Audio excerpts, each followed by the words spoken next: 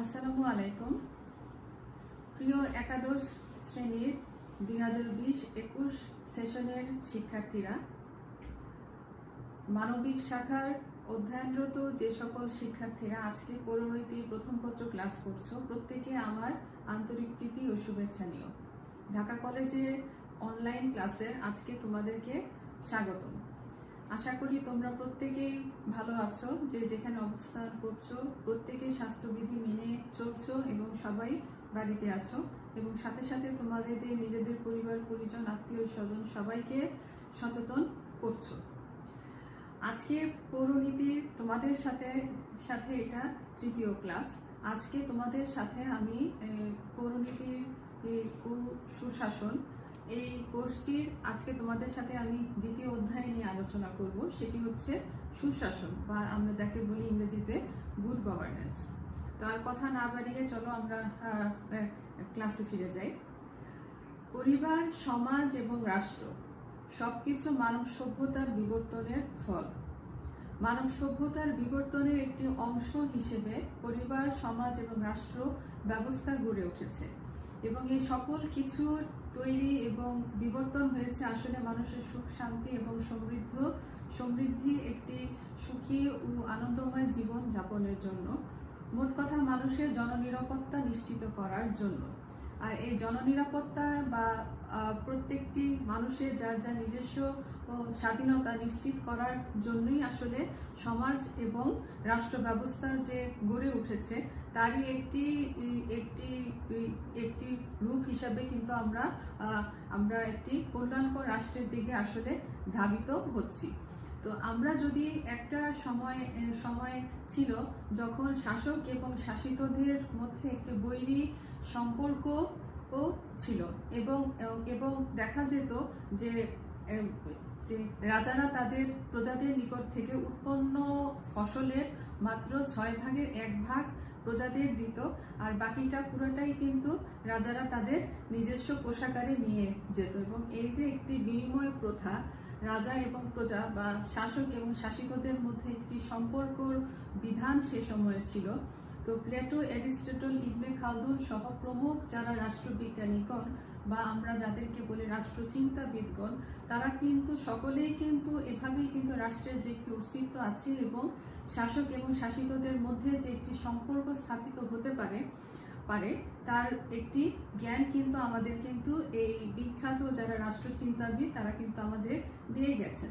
তো এর থেকে আসলে বোঝা যায় যে রাষ্ট্রের যে বিবর্তন বা রাষ্ট্রের যে আবির্ভাব, এটি কিন্তু বর্তমানে যে বিবর্তনের যে ফসল যেটি আমরা এখন দেখতে পাই, তার উৎপত্তি কিন্তু তার মানে অনেক আগে থেকে বা অনাদিকাল পূর্বে।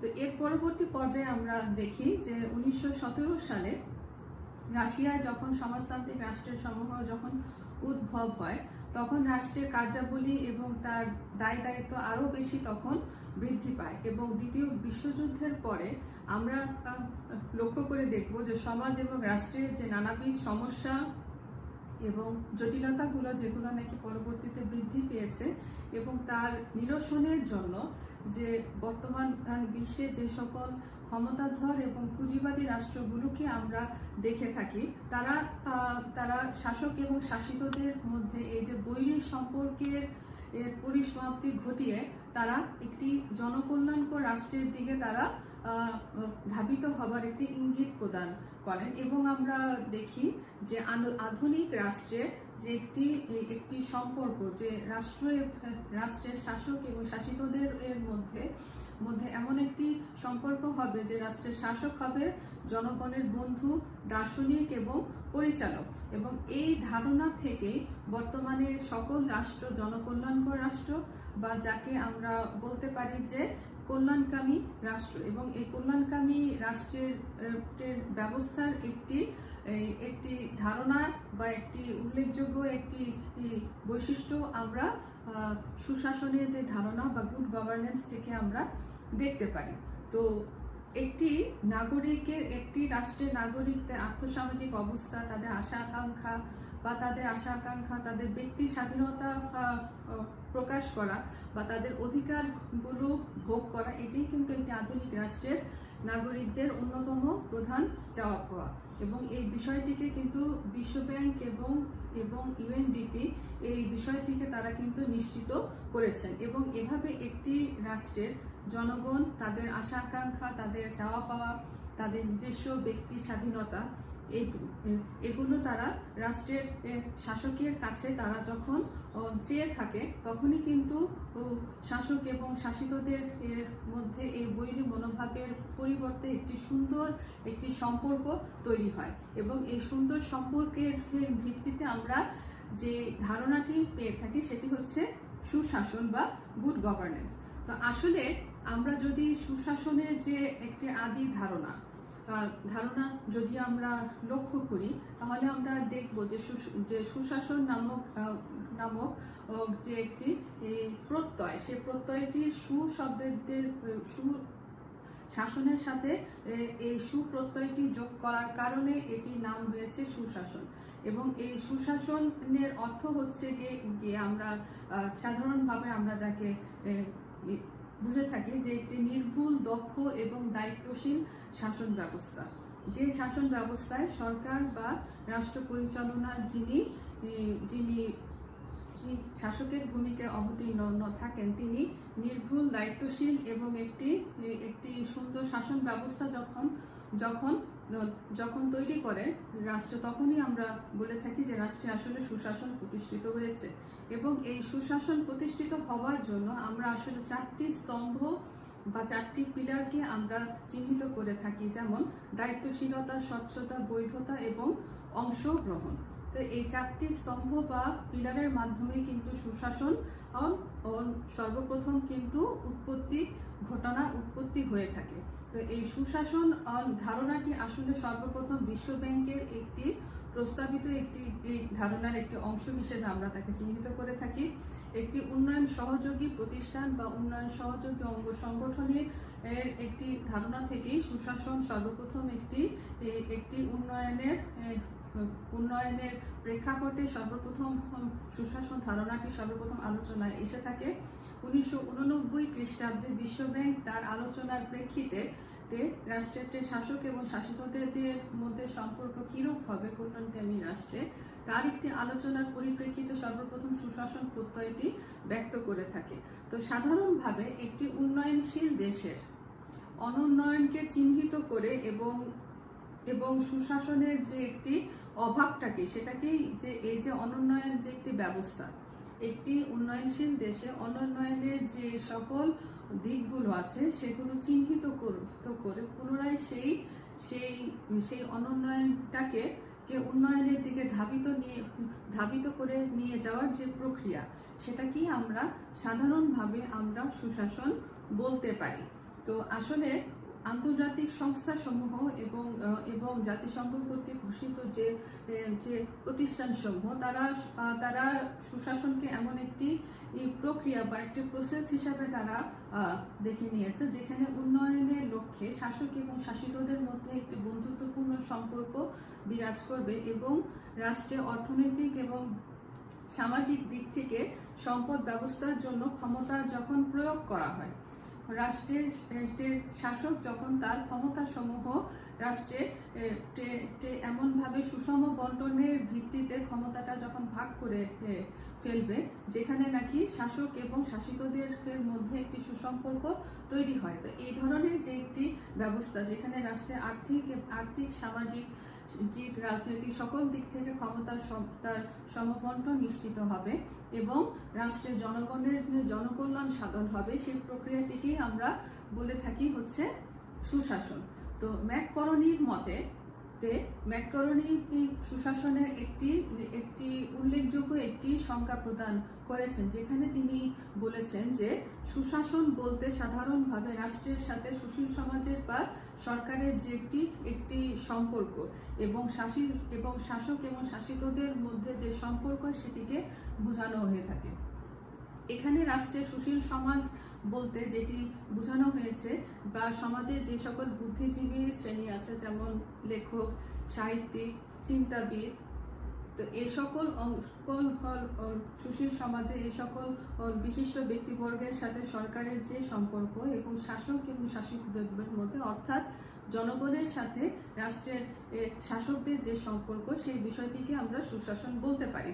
তো এখানে তো এই সকল সংজ্ঞাগুলোকে যদি আমরা একত্রিত করি বা এই সকল সংজ্ঞাগুলোকে বিভিন্ন চিন্তাবিদ বা বিশ্বব্যাংকের এই সংজ্ঞাগুলোকে সকল কিছুকে যদি আমরা একত্রিত করি তাহলে আমরা বলতে পারি যে সুশাসন বলতে এমন একটি ধারণাকে বোঝানো হয় যে প্রশাসনে যদি জবাবদিহিতা থাকে, বৈধতা থাকে, স্বচ্ছতা থাকে এবং এতে যদি অংশগ্রহণের সুযোগটা উন্মুক্ত থাকে, বাক স্বাধীনতা সহ সকল রাজনৈতিক অধিকার সুরক্ষিত অবস্থায় থাকে, বিচার বিভাগের স্বাধীনতা থাকে, আইনের অনুশাসন থাকে বা আইনের শাসন থাকে এবং আইনসভার নিকট যদি শাসন বিভাগের জবাবদিহিতা বা দায়িত্বশীলতার নীতি বিরাজ করে, তখন যে একটি শাসন ব্যবস্থা রাষ্ট্রে তৈরি হয় সেই ব্যবস্থাটিকে আমরা সাধারণভাবে বলে থাকি হচ্ছে সুশাসন।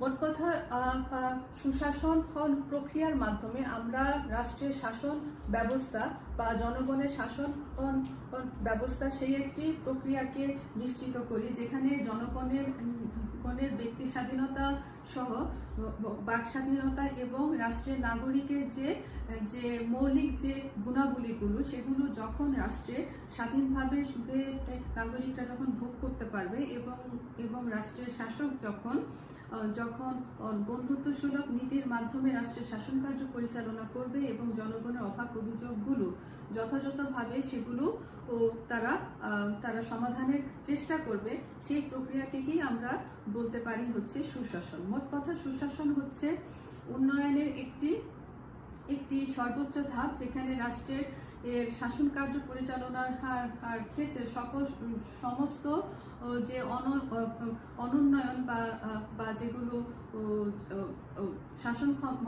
শাসন কার্য পরিচালনার ক্ষেত্রে সরকারকে পিছুপা করে এমন সব অনুন্নয়নের যে ধারাগুলো এই সুশাসন প্রক্রিয়ার সবগুলো লুপ্ত হবে এবং রাষ্ট্রের সমগ্র দিক থেকে শুধুমাত্র উন্নয়নের ধারাই বর্ষিত হবে। এই ধরনের একটি নীতিকে আমরা বলতে পারি হচ্ছে সুশাসন। তো এখন জি বিল এবং ইউএনডিপি এর মতে সুশাসন একটি রাষ্ট্রের সুশাসন আসলে প্রতিষ্ঠিত কতটুকু হয়েছে তার কিছু উপাদান বা বৈশিষ্ট্য আমরা লক্ষ্য করতে পারি। তো এই সকল বৈশিষ্ট্যের ভিত্তিতে আমরা বলতে পারবো যে আসলে রাষ্ট্রের সুশাসন প্রতিষ্ঠিত হয়েছে কিনা। তো তোমাদের সাথে যেই পয়েন্টগুলো বা যে উপাদানগুলো যেগুলো খুব গুরুত্বপূর্ণ সেগুলো নিয়েই তোমাদের সাথে আলোচনা করব, আর বাকিগুলো যেগুলো আছে সেগুলো তোমরা বইতে দেখতে পারবে। যেমন প্রথমে আমরা দেখি যে গণতন্ত্র। একটি রাষ্ট্রের সুশাসন প্রতিষ্ঠিত হতে হলে অবশ্যই রাষ্ট্রে গণতন্ত্রের সুষ্ঠু চর্চা বিরাজ থাকতে হবে। গণতন্ত্রের যদি সুষ্ঠু চর্চা বা গণতান্ত্রিক রাষ্ট্র যদি না হয় তাহলে কিন্তু রাষ্ট্রে কখনো সুশাসন প্রতিষ্ঠিত করা সম্ভব নয়। এরপর আমরা দেখব যে সুশাসনের আরেকটি উপাদান হিসেবে আমাদের প্রয়োজন, সেটি হচ্ছে অংশগ্রহণমূলক প্রক্রিয়া। অংশগ্রহণমূলক প্রক্রিয়া বলতে এখানে আসলে বোঝানো হচ্ছে যেখানে রাষ্ট্রের শাসন কার্য পরিচালনার ক্ষেত্রে শাসক এবং শাসিত বা জনগণের অংশগ্রহণের সুযোগ থাকে। জনগণের রাষ্ট্রের শাসন কার্য পরিচালনার ক্ষেত্রে নীতি নির্ধারণ, মত প্রকাশ, পরামর্শমূলক যে কোনো তথ্য আদান প্রদান সকল ক্ষেত্রে যখন এই নীতি বা অধিকারগুলো বাস্তবায়নের যখন সুযোগ থাকে তখনই আমরা বলতে পারি যে আসলে রাষ্ট্রের সুশাসন প্রতিষ্ঠিত হবার দিকে ধাবিত হচ্ছে। এরপরে জনগণের অবশ্যই নৈতিক মূল্যবোধ থাকতে হবে। নৈতিক মূল্যবোধ বলতে এখানে বোঝানো হচ্ছে যে রাষ্ট্রের সুশাসন প্রতিষ্ঠিত করবার যে একটি ইচ্ছা বা একটি মনোভাব শুধুমাত্র দেশের সরকারেরই সুশাসন প্রতিষ্ঠা করবার নীতি মনোভাব থাকলেই হবে না, জনগণের মধ্যেও সেই নীতি বা মনোভাবটাকে তৈরি করতে হবে যে রাষ্ট্রে যেন সুন্দর একটি উন্নয়নকামী শাসন ব্যবস্থা বিরাজ করে। জনগণ এবং সরকার উভয়ের মধ্যে স্বচ্ছতা থাকতে হবে। সরকার যখন তার শাসন কার্য বা রাষ্ট্র কার্যক্রম পরিচালনা করবে তখন অবশ্যই তাকে তার কাজের জন্য জবাবদিহি থাকতে হবে এবং জনগণের কাছে তার কর্মকাণ্ডের একটি স্পষ্টতা থাকতে হবে। কোনো কিছু জনগণকে আড়ালে রেখে বা জনগণকে হিসাবের বাইরে রেখে বা জনগণের অগোচরে সরকার কখনো রাষ্ট্রের কোনো কাজ করবে না। সরকার যে কাজই করুক না কেন সেটি অবশ্যই জনগণকে অবহিত করার মাধ্যমেই তাকে করতে হবে। অর্থাৎ রাষ্ট্রের শাসকগণ যদি সরকারের বা যারা রাষ্ট্র কার্যক্রম পরিচালনার কাজে ন্যস্ত থাকে, তারা যদি তাদের কার্যক্রমগুলো স্বচ্ছ আয়নার মতো জনগণের সামনে তুলে ধরে, তখনই একটি রাষ্ট্রের সুশাসন প্রতিষ্ঠাটার পথ আসলে তৈরি হবে। এরপরে আমরা দেখি যে অবশ্যই এই শাসকদের কর্মকাণ্ডের মধ্যে বৈধতা থাকতে হবে। এখানে বৈধতা বলতে বা সরকারের যে সকল গৃহীত যে নীতি বা নীতিমালাগুলো, সেগুলো বৈধতা এবং আইনের কর্তৃক সেগুলো সমর্থিত হতে হবে।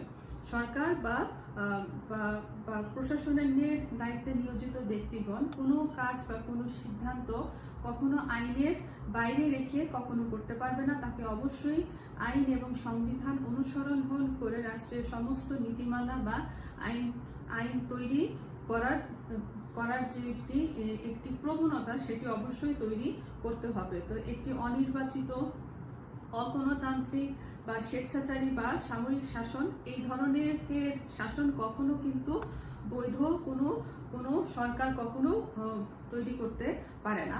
তো সরকারকে যেমন অবশ্যই গণতান্ত্রিক প্রক্রিয়ার মাধ্যমে রাষ্ট্রে নির্বাচিত হতে হবে, ঠিক একইভাবে সরকার তার কর্মকাণ্ডগুলো যেন বৈধ এবং সংবিধান সম্মত উপায়ে যেন করে, সেই বিষয়টিকে অবশ্যই খেয়াল রাখতে হবে।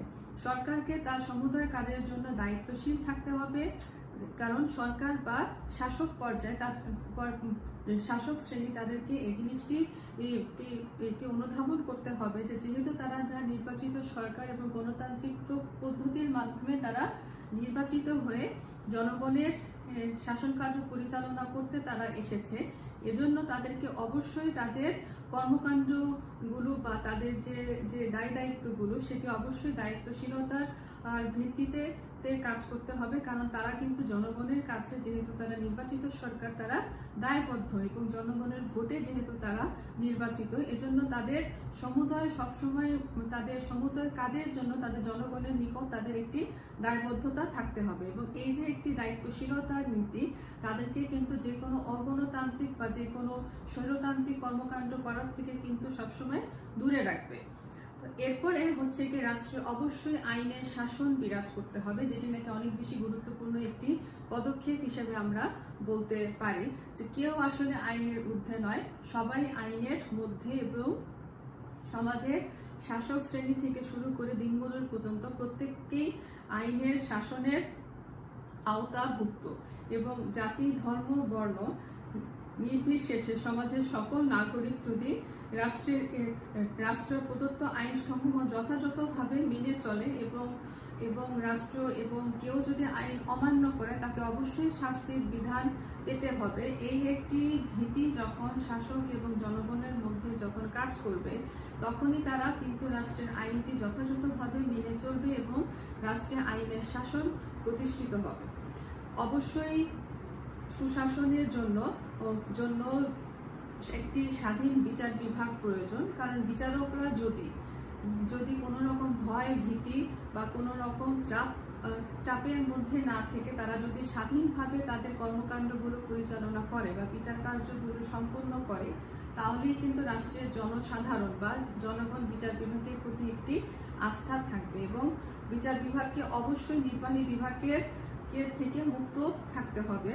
বাংলাদেশের বিচার বিভাগ 1997 সালে 1 নভেম্বর নির্বাহী বিভাগ থেকে বিচার বিভাগ একটি আলাদা বিভাগ হিসেবে এবং স্বাধীন এবং নিরপেক্ষ একটি বিভাগ হিসেবে ঘোষিত হয়। এবং এর মাধ্যমে বাংলাদেশে কিন্তু গণতান্ত্রিক রাষ্ট্রে প্রথম কিন্তু বিচার বিভাগকে একটি আলাদা একটি স্বাধীন এবং স্বতন্ত্র একটি বিভাগ হিসেবে ঘোষণা করা হয়। এবং বিচারকরা তাদের দায়িত্ব, বিচারকদের নিয়োগ, কর্মকাণ্ড এবং তাদের যে পদোন্নতি, সবকিছুই কিন্তু স্বাধীনভাবে হতে হবে এবং নির্বাহী বিভাগের আওতা মুক্ত রেখে, তখনই আমরা বলতে পারবো যে একটি স্বাধীন বিচার বিভাগ রাষ্ট্রে প্রতিষ্ঠিত হয়েছে। সরকারকে অবশ্যই দক্ষ হতে হবে এবং দক্ষতার সাথে এবং রাষ্ট্রের যে শাসন কার্যগুলো সেগুলো পরিচালিত হতে হবে একটি গণতান্ত্রিক এবং দক্ষ এবং অভিজ্ঞতা সম্পন্ন শাসকই পারে একটি রাষ্ট্রে গণতন্ত্রের ধারা অব্যাহত রাখতে, এবং গণতন্ত্রের ধারা যখনই অব্যাহত থাকবে তখনই আমরা বলতে পারবো যে রাষ্ট্রে অবশ্যই সুশাসন প্রতিষ্ঠার পথ আসলে তৈরি হয়েছে। তো জনগণের সেবা ধর্মী যে একটি মনোভাব বা জনগণকে সেবা নিশ্চিত করা এবং এই সেবা নিশ্চিত করার জন্য জনগণের সবসময় পাশে থাকা বা জনগণের যে কোনো বিপদ আপদে সরকার সবসময় সাহায্য সহযোগিতা করা, তো এই যে একটি মনোভাব সেটি অবশ্যই একজন শাসকের মধ্যে থাকতে হবে।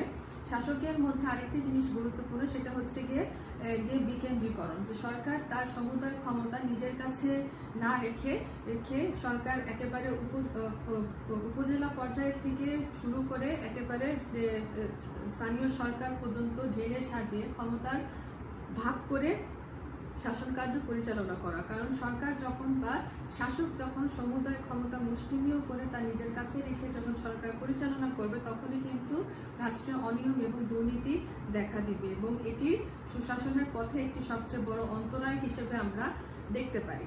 এছাড়া আরেকটি জিনিস গুরুত্বপূর্ণ, সেটি হচ্ছে একটি শক্তিশালী স্থানীয় সরকার ব্যবস্থা গড়ে তুলতে হবে। স্থানীয় সরকার শক্তিশালীকরণ বা স্থায়ীকরণের যে একটি প্রক্রিয়া, সেই প্রক্রিয়াটা সরকারের মধ্যে আসতে হবে, এবং এই স্থানীয় সরকারটা যখনই শক্তিশালী হবে তখনই কিন্তু রাষ্ট্রের যে একদম তৃণমূল থেকে শুরু করে সরকারের উচ্চ পর্যায়ে পর্যন্ত সকলেরই কিন্তু একটি দায়বদ্ধতা থাকবে এবং একটি দায়িত্বশীলতা থাকবে।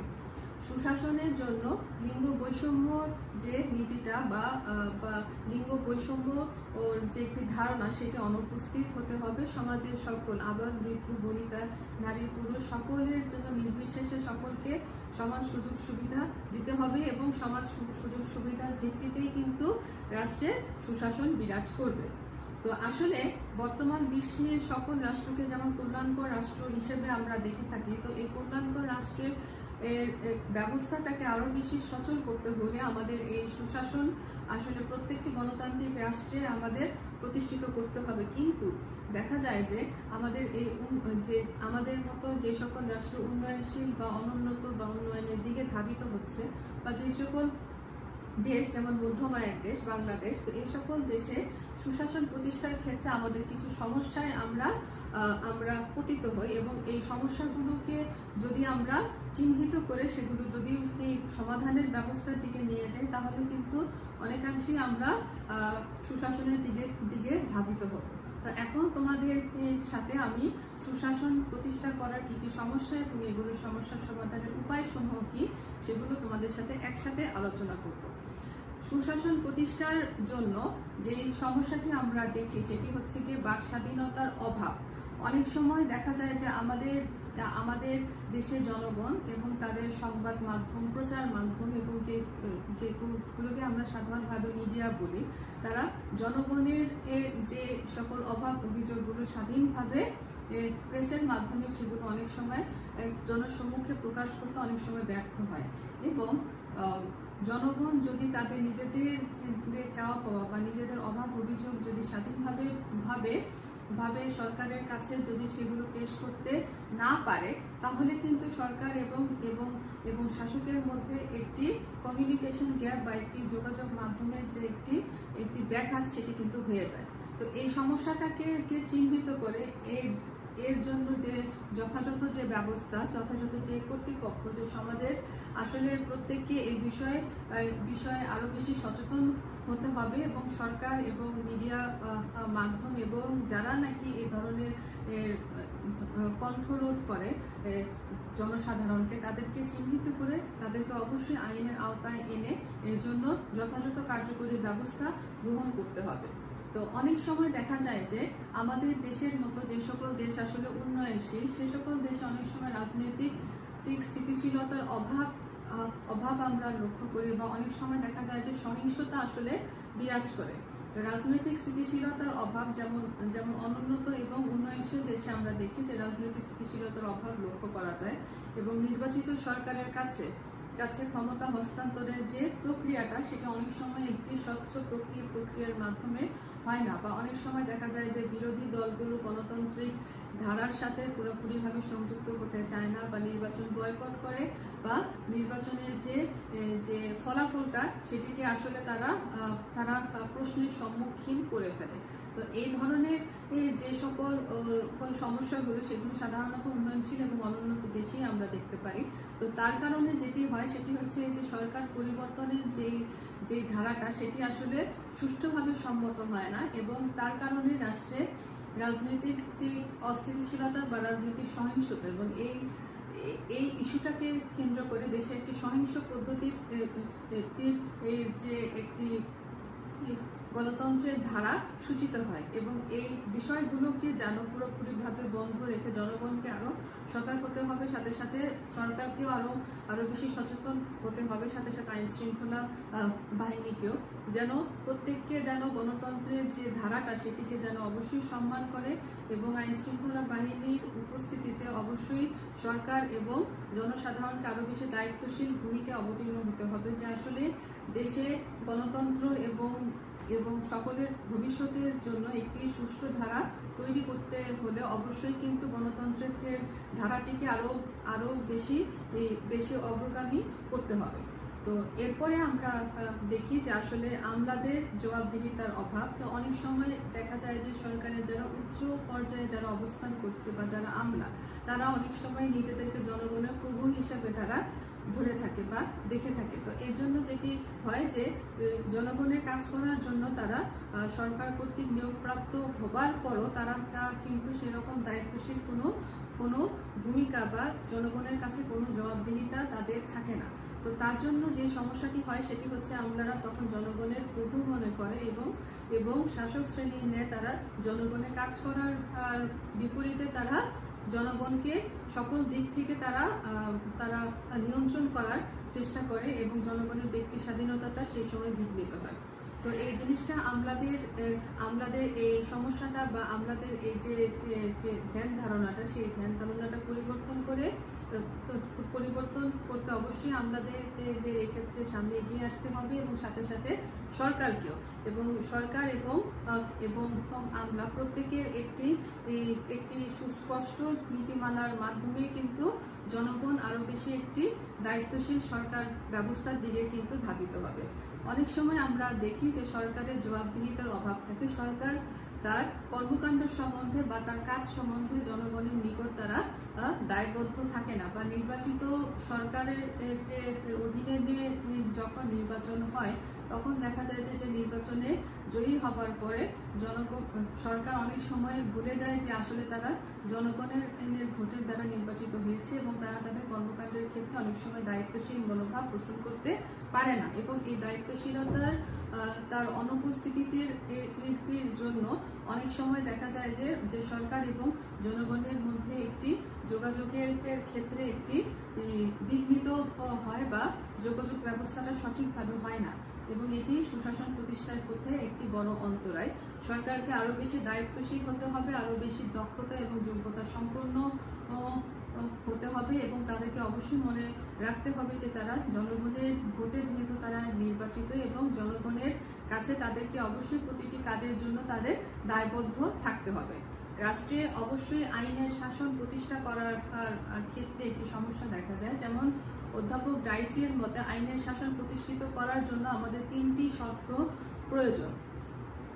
এগুলো হইল আইনের দৃষ্টিতে সম অধিকার, আইনের সমান আশ্রয় লাভের অধিকারী, শুনানি গ্রহণ ব্যতীত রাষ্ট্রে কাউকে কোনো শাস্তিমূলক ব্যবস্থা গ্রহণ করা যাবে না। তো এই নীতির ভিত্তিতে রাষ্ট্রে আইনের শাসন প্রতিষ্ঠিত হবে, কিন্তু উন্নয়নশীল দেশগুলোতে এই সমস্যাটি দেখা যায় যে রাষ্ট্রে সঠিকভাবে যে আইনের শাসন সেটি আসলে প্রতিষ্ঠিত হচ্ছে না, এবং প্রতিষ্ঠিত না হবার জন্যই আমরা সুশাসনের ক্ষেত্রে আমরা সমস্যা দেখা দিচ্ছি। রাষ্ট্রের আইনের শাসন প্রতিষ্ঠা করতে হলে অবশ্যই সংবিধান সম্মত পদ্ধতিতে এবং সংবিধানের বিধিবিধানের আলোকে অবশ্যই এটি খেয়াল রাখতে হবে যে আইনকে শ্রদ্ধা করা বা আইনের নিয়ম নীতিকে মেনে চলা সেটি শুধুমাত্র সরকারের দায়িত্ব নয়, রাষ্ট্রের বসবাসরত জনগণেরও এটি একটি নৈতিক মূল্যবোধের পরিচয়।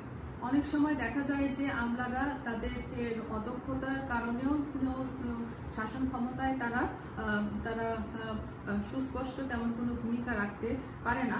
যেমন আমরা দেখি যে অনেক সময় রাজনৈতিক ক্ষেত্রে প্রাধান্য বা তাদের নিয়োগ পদোন্নতি এ সকল বিষয়ে অনেক সময় সুস্পষ্ট যে প্রতিযোগিতামূলক পরীক্ষার মাধ্যমে তারা অনেক সময় নিয়োগপ্রাপ্ত হয় না, এবং অদক্ষ প্রশাসকের কাছে যখন রাষ্ট্রের ক্ষমতা যখন অর্পিত হয় তখনই কিন্তু রাষ্ট্রের সুশাসন প্রতিষ্ঠার পথটা আসলে রুদ্ধ হয়, এবং এই সুশাসন প্রতিষ্ঠার পথ রুদ্ধ হবার কারণে আমরা দেখি যে আসলে জনগণ তাদের ন্যায্য দাবি দাবাগুলো কিন্তু আসলে প্রতিষ্ঠিত করতে পারে না।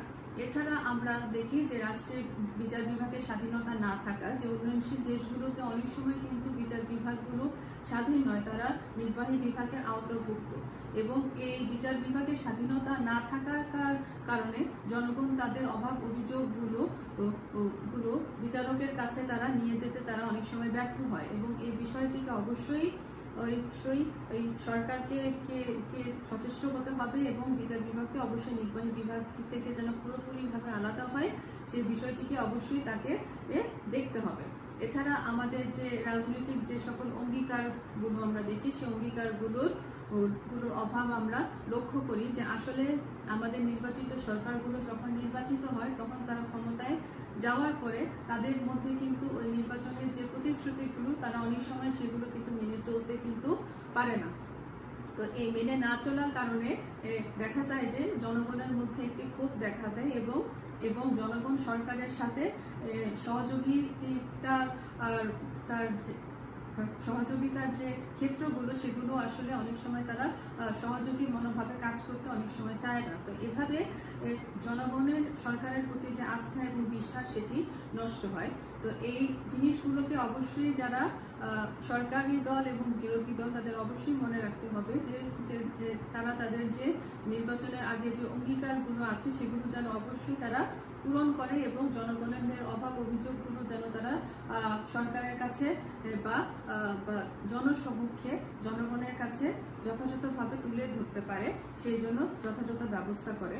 রাষ্ট্রে অবশ্যই দুর্নীতির প্রসার যেটি আছে সেটি একটি অন্যতম সমস্যা। দুর্নীতির প্রসারটাকে কমিয়ে দুর্নীতিকে একটি সীমিত মাত্রার মধ্যে রাখা বা দুর্নীতির বিষয়টিকে প্রশ্রয় না দেওয়া সেটি আরেকটি জিনিস, সেটি লক্ষ্য রাখতে হবে। অনেক সময় দেখা যায় যে আমাদের দেশের মধ্যে যে সকল দেশ উন্নয়নশীল দেশ তাদের দেশে অকার্যকর সংসদ দেখা যায়। এখানে অকার্যকর সংসদ বলতে বোঝানো হচ্ছে যে সংসদ সরকারি দল এবং বিরোধী দল উভয়ের সম্মিলনে গঠিত।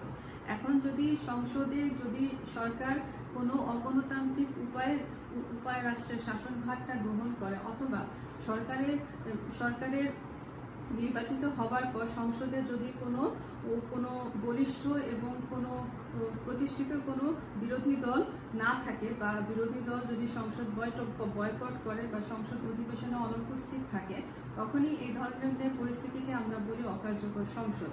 এবং অকার্যকর সংসদ একটি উন্নয়নশীল দেশের জন্য একটি প্রধান সমস্যা, কারণ সংসদ হচ্ছে সরকারি এবং বিরোধী দল উভয়ের একটি সমালোচনার একটি কেন্দ্র। তারা সংসদে বসে তারা গঠনমূলক আলোচনার মাধ্যমে রাষ্ট্রের সিদ্ধান্ত গ্রহণ করবে। এখন সংসদে যদি উভয় দলের মধ্যে সমঝোতা না থাকে বা কোনো দল যদি অনুপস্থিত থাকে, তাহলে কিন্তু সংসদটা কিন্তু আলোচনার কেন্দ্রবিন্দু বা সমালোচনার কেন্দ্রবিন্দুকে কিন্তু পরিণত হবে না। তো এই ধরনের এই সংসদকে আমরা বলি অকার্যকর সংসদ। এই অকার্যকর সংসদ সুশাসনের জন্য সবচেয়ে বড় একটি প্রতিবন্ধকতা। এই অকার্যকর সংসদের কে আরো বেশি কার্যকর সংসদ হিসেবে প্রতিষ্ঠিত করতে হলে সরকারি এবং বিরোধী দলের মধ্যে সহিংসতা নীতিটাকে পরিহার করে একটি সমঝোতার সম্পর্ক প্রতিষ্ঠিত করতে হবে, এবং জনগণকে এবং তাদেরকে অবশ্যই জিনিসটি মনে রাখতে হবে যে তারা উভয়ই কিন্তু জনগণের কর্তৃক নির্বাচিত তারা প্রতিনিধি, এবং জনগণের কাছে তাদের একটি দায়বদ্ধতা আছে, এবং তারা জনগণই তাদের সংসদে যেমন বসিয়েছে। এজন্য জনগণকে তারা তাদের নিজস্ব অবস্থানে থেকে জনগণের অবশ্যই সর্বোত্তম সেবাটা নিশ্চিত করা এটি সরকার এবং বিরোধী দল উভয়ের একটি প্রধান লক্ষ্য। এছাড়া উন্নয়নশীল দেশে আমরা দেখি আমাদের দারিদ্র্য একটি প্রধান সমস্যা, যে বেশিরভাগই মানুষ দারিদ্র্য সীমার নিচে অবস্থান করছে। এই সমস্যাগুলো চিহ্নিত করে দারিদ্র্যকে কমিয়ে রাখতে হবে। এছাড়া আমাদের অবশ্যই ক্ষমতার ভারসাম্যর যে অভাব আমরা দেখতে পারি, যে আমাদের একমাত্র পৃথিবীর মার্কিন যুক্তরাষ্ট্রের ছাড়া পৃথিবীর কোনো দেশে ক্ষমতার যে ভারসাম্য বা ক্ষমতার যে আইন বিভাগ, শাসন বিভাগ, বিচার বিভাগ, সরকারের যে 3টি বিভাগ আছে, এই 3টি বিভাগ তাদের যথাযথভাবে তাদের কার্যক্রমগুলো যখন পরিচালনা করতে পারে, একটি বিভাগ যখন আরেকটি বিভাগের কর্মকাণ্ডে কখনো যদি হস্তক্ষেপ না করে, তখনই আমরা বলতে পারি যে আসলে রাষ্ট্রের ক্ষমতার ভারসাম্যটা বিরাজ করছে। কিন্তু একমাত্র মার্কিন যুক্তরাষ্ট্রের কিছুটা ক্ষমতার ভারসাম্য আছে, এছাড়া বিশ্বের কোনো দেশে কখনো ক্ষমতার ভারসাম্য সঠিকভাবে বিরাজ করে না। এজন্য দেখা যায় যে সুশাসন প্রতিষ্ঠার ক্ষেত্রে এটি আর একটি প্রধান সমস্যা। তো এই সমস্যাটাকে একটি যথাযথ পরিত্রাণের ব্যবস্থা করতে হবে, এবং অবশ্যই হচ্ছে যে স্বাধীন এবং নিরপেক্ষ একটি নির্বাচন কমিশন থাকতে হবে। কারণ যারা নির্বাচন পরিচালনার কাজে যারা নিয়োজিত থাকে, তারা যদি যথাযথভাবে তাদের দায়িত্ব বা নির্বাচন পরিচালনাটাকে যদি সুষ্ঠুভাবে সম্পন্ন করতে ব্যর্থ হয়, তখনই কিন্তু দেশে অগণতান্ত্রিক একটি সরকার ব্যবস্থা প্রতিষ্ঠিত হয়ে থাকে। তো আসলে একটি দেশে সুশাসন হচ্ছে একটি উন্নয়নের একটি ধারা। এই উন্নয়নের ধারাটাকে নিশ্চিত করবার জন্য বা উন্নয়নের ধারাটাকে যেন আরো বেশি অগ্রগামী করে সামনে এগিয়ে নিয়ে যাওয়া যায়। তো এজন্যই কিন্তু আসলে রাষ্ট্রে একটি সুশাসন প্রতিষ্ঠা করা বা সুশাসনের যে সকল বৈশিষ্ট্যগুলো আমরা দেখি, সেগুলো আসলে বিরাজ করা কিন্তু প্রয়োজন। এবং শুধুমাত্র কিন্তু এই উন্নয়নটি কিন্তু আসলে শুধুমাত্র শাসক বা যারা রাষ্ট্র পরিচালনা করে তাদের দ্বারাই কিন্তু এই কাজটি কিন্তু কখনো একা করা সম্ভব নয়। এক্ষেত্রে রাষ্ট্রের সুশীল সমাজ, জনসাধারণ এবং রাষ্ট্রের সকল জনসাধারণকে যার যার নিজস্ব অবস্থানে থেকে যদি রাষ্ট্রের নিয়ম নীতি বা সংবিধান সম্মত উপায়ে যদি তার অধিকার সম্পর্কে বা যার প্রত্যেকে তার দায়িত্ব কর্তব্য সম্পর্কে সচেতন থাকে, তখনই আমরা বলতে পারবো যে আসলে সুশাসন প্রতিষ্ঠা হয়েছে। আজকে এ পর্যন্তই। আগামী ক্লাসে এরপর থেকে তোমাদেরকে পড়াবো। ভালো থাকো সবাই।